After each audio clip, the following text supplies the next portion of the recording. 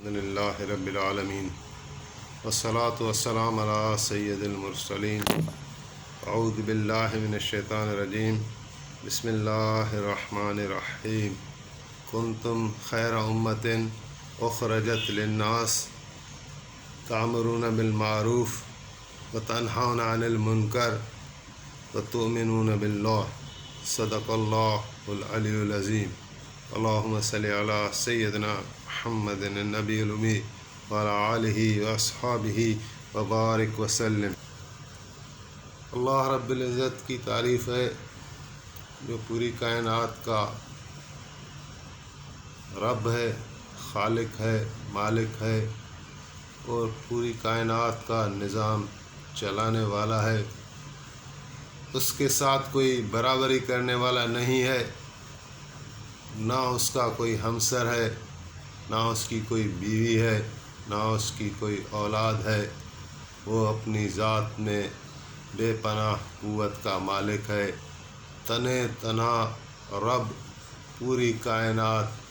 کا مالک، پوری کائنات اسی کے قبضہ قدرت میں ہے۔ تحت ثری سے لے کر عرش مولا تک، زمین سے لے کر آسمان تک، فرش سے لے کر عرش تک، سارا کچھ جو کچھ ہے وہ اسی کی ملکیت ہے، اور اس نے ہمیں اور آپ کو صفائے انسانیت میں بنا کر ایک بہت احسان عظیم فرمایا ہم پر، اور ہمیں موقع دیا کہ ہم اس کی رہنمائی پر، اس کی ہدایات پر عمل کرتے ہوئے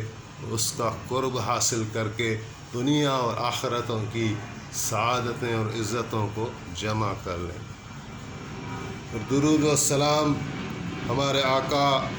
ہمارے مولا جناب احمد مجتبیٰ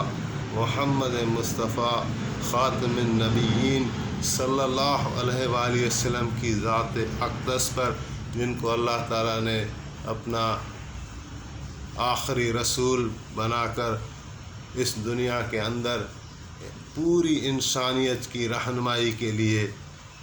نازل فرمایا۔ انبیاء اور رسل اور بھی بہت آئے،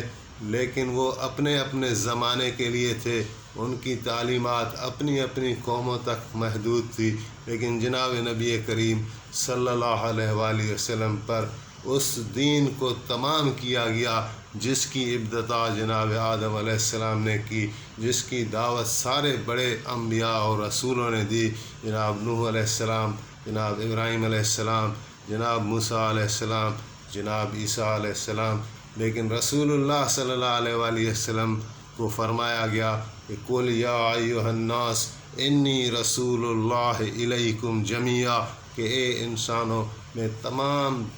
انسانوں کی طرف رسول بنا کر بھیجا گیا ہوں۔ لیکن ابھی نبی کریم صلی اللہ علیہ وآلہ وسلم کے بعد کوئی نبی آنے والا نہیں ہے، لہٰذا یہ نبوت والا کام اللہ تعالیٰ نے نبی کریم صلی اللہ علیہ وآلہ وسلم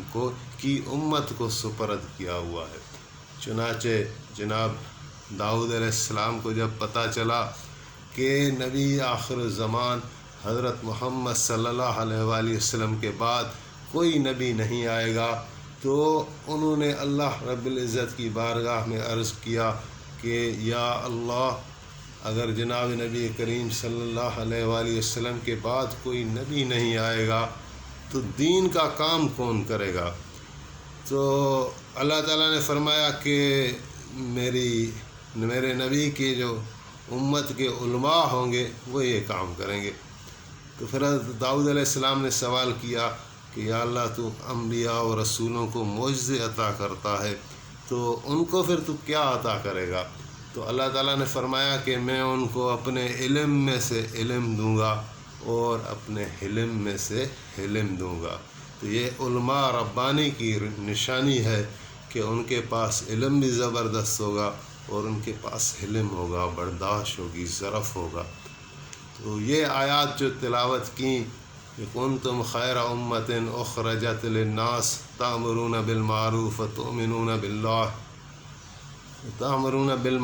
وتنہون عن المنکر وتؤمنون باللہ، اللہ تعالیٰ فرما رہے ہیں کہ تم بہترین امت ہو جو لوگوں کی نفع رسانی کے لیے نکالے گئے ہو، تم حکم کرتے ہو نیکیوں کا، منع کرتے ہو برائیوں سے، اور ایمان رکھتے ہو اللہ تعالیٰ پر۔ ان آیات کو سمجھنے کی کوشش کریں۔ دین کا ہمارے اوپر تقاضا صرف یہ نہیں کہ ہم دین پر عمل کریں، لیکن دین اللہ تعالیٰ کا ہے، رسول اللہ کا ہے صلی اللہ علیہ وآلہ وسلم، اور اس دین کا تقاضا ہے کہ جس نے بھی کلمہ پڑھا لا الہ الا اللہ محمد رسول اللہ، اس پر یہ عائد ہو گئی کہ وہ اس دین کو پھیلائے۔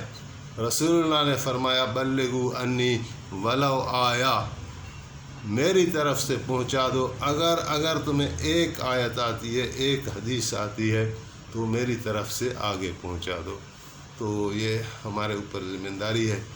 اور الحمدللہ دعوت تبلیغ ایسی ایک جماعت ہے کہ پوری دنیا میں اس کام کو لے کر پھر رہے ہیں، اور اپنے آپ کو تھکا رہے ہیں قافلوں کی شکل میں، جگہ جگہ، گلی گلی، کوچے کوچے، ملک ملک، یہ بیچارے چل رہے ہیں اللہ کا نام لے کر، اللہ کے حبیب کا نام لے کر، اور اس دین کو لے کر، اس دین کی دعوت کو لے کر در در جگہ جگہ چل رہے ہیں، ٹھوکریں کھا رہے ہیں۔ تو یہ انسانیت کے بڑے محسن ہیں۔ میرا بھی اتفاق ہوا ابھی سے روزہ لگانے کا، تو مجھے کافی محسوس ہوا کہ یہ ایسا کام ہے کہ رسولوں والا کام ہے۔ انہوں نے ڈاکٹر اسرار صاحب کو ایک مرتبہ میں سن رہا تھا، تو وہ فرما رہے تھے کہ نبی جو تھے پچھلے زمانے کے، وہ ایسے ہیں جیسے اس امت کے علماء ہیں۔ جیسے یوسف علیہ السلام کا انہوں نے مثال دیا کہ قرآن کریم میں کوئی 12 رکوع کی صورت ہے حضرت یوسف علیہ السلام کے نام سے، لیکن انہوں میں اتنی دعوت نہیں پائی جاتی، کیونکہ وہ نبی تھے۔ نبی کا مثال اولیاء کی طرح ہے، ان کی صحبت سے تو لوگ فیضیاب ہوتے تھے، لیکن وہ پکار کر لوگوں کو نہیں ایسے بلاتے تھے جیسے رسول بلاتے تھے۔ وہ رسول ہوتے ہیں، ان کا رتبہ اور بڑا ہوتا ہے، تو وہ آ کر ہی کہتا ہے کہ میں اللہ کی طرف سے تم لوگوں کو بھیجا گیا ہوں، میری اطاعت کرو یا تو پھر عذاب کے لیے تیار ہو جاؤ۔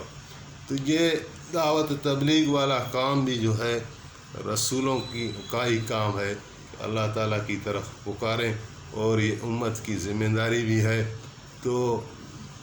اس دعوت کو سیکھنے کے لیے یہ بزرگ کر رہے ہیں 4 مہینے کی محنت ہے، یا چلہ لگائیں، یا کم از کم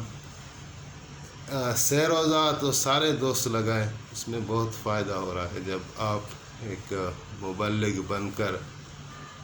کسی کے پاس جاتے ہیں اور یہ ندا لگاتے ہیں اور اللہ تعالیٰ کی طرف لوگوں کو پکارتے ہیں، تو اس کے بدلے اللہ تعالیٰ سے امید ہے لازمی وہ ہمیں اور آپ کو دین پر عمل کی بھی توفیق عطا فرمائے گا۔ کہتے ہیں جو اذان دیتا حی علی الصلاۃ حی علی الفلاح، تو اسے پھر پہلی صف میں نماز پڑھنے کی توفیق بھی ملتی ہے۔ تو یہ دعوت والا کام بہت اونچا کام ہے، اس کو ہلکا نہ سمجھیں۔ یہ انسانیت کی فطرت رہی اور انسانیت کی تاریخ رہی، نبیوں اور رسولوں کو انہوں نے جھٹلایا اور ان کو کمتر سمجھا، ان لوگوں کو کمتر سمجھا جو ان پر ایمان لے آئے، لیکن پھر تاریخ نے دیکھا کہ اللہ تعالیٰ نے ان کو دنیا میں بھی غلبہ اور عزت دی، اور آخرت میں بھی وہ مقربین میں سے ہیں۔ تو دنیا کو نہ دیکھیں کہ دنیا کس ڈگر پہ چل رہی ہے، ہم قرآن اور حدیث کو دیکھیں گے، ہم اللہ اور اللہ کے حبیب کو دیکھیں گے۔ یہ دین بڑی عظمت والا ہے، کلام جو نبی کریم صلی اللہ علیہ وآلہ وسلم پر نازل ہوا ہے وہ بڑی عظمت والا ہے، اس کو ہم چمٹ جائیں اور اس کو ہم پکڑ لیں، اور اسی میں ہمارے لیے نجات ہے۔ نبی کریم صلی اللہ علیہ وسلم نے فرمایا کہ قرآن کریم اللہ کے یہاں روز محشر ایسا شافی ہوگا جس کی شفاعت قبول ہوگی، جس کے حق میں بھی یہ شفاعت کرے گا اللہ تعالیٰ اس کی شفاعت کو قبول کرے گا۔ یہ اپنے پڑھنے والے کے لیے اللہ تعالیٰ سے جھگڑا کرے گا۔ تو قرآن پاک سے تعلق جوڑیں، دین سے تعلق جوڑیں، رسول اللہ سے تعلق جوڑیں اور اللہ تعالیٰ سے تعلق جوڑیں، ہمیں اللہ تعالیٰ دنیا میں بھی عزت دے گا اور آخرت میں بھی۔ دعا ہے اللہ تعالیٰ عمل کی توفیق عطا فرمائے۔